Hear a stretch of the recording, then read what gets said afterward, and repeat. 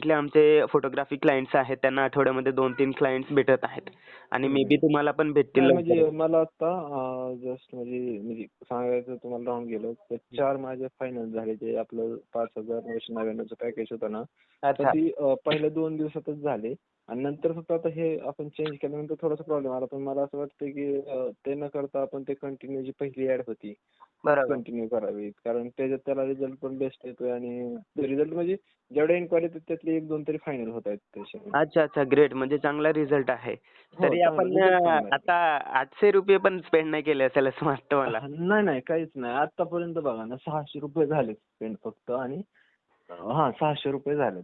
बरोबर. तर किती रेव्हेन्यू झाला असेल आपला अंदाजे तरी?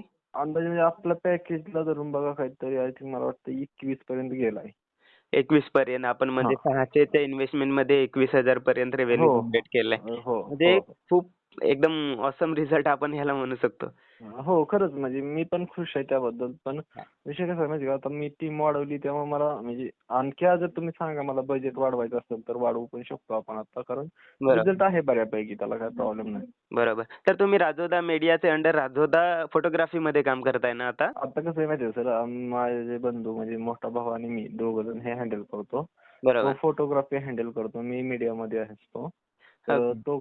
तो फोटोग्राफीचं सगळं बघतो. पण काय झालं ते हां. म्हणजे मीच म्हटलं बाबा जर तसं काय होत असेल रिझल्ट येत असेल तर आपण ह्याच्यावर ॲड रन एकदा करून बघू. म्हणून बरोबर. आपण प्रयत्न केलता फक्त हा.